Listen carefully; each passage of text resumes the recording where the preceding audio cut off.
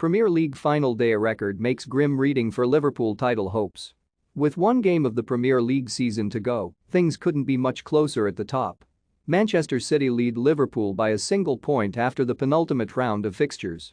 Pep Guardiola's side dropped points at West Ham, with Riyad Mahrez missing the chance to give them victory from the penalty spot, while Jurgen Klopp's Reds came from behind to beat Southampton 2 days later.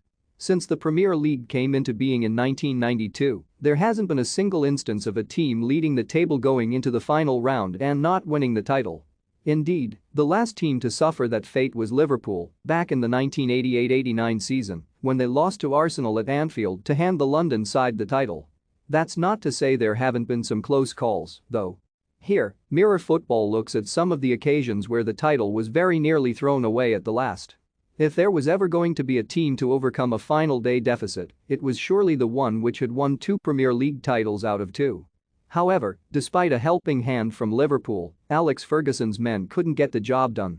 Going into the final day in 1995, United were 2 points behind league leaders Blackburn Rovers.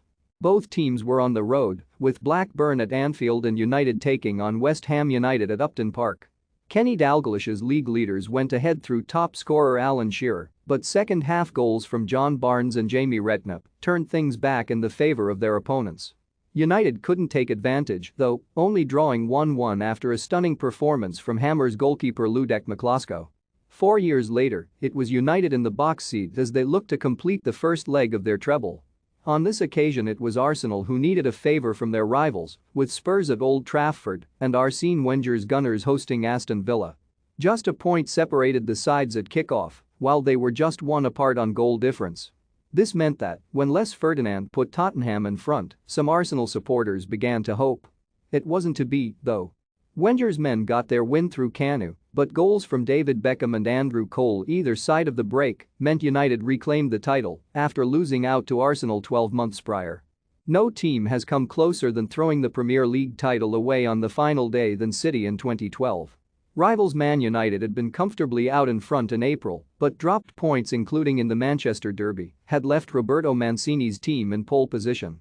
United held up their half of the bargain by beating Sunderland 1-0, and things looked to be going according to plan for the league leaders when Pablo Zabaleta put them ahead. However, goals from Djibril Cisse and Jamie Mackie sent relegation-battling QPR into a shock lead. As we now know, though, losing in the 90th minute isn't the same as losing at full time. Edin Dzeko scored a late equalizer, Sergio Aguero scored a later winner, and City didn't make unwanted history after all.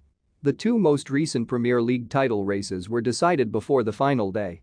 Manchester City had 3 games left when a defeat for rivals Man United gave them last season's title, while dropped points for City themselves had confirmed Liverpool as champions in 2020.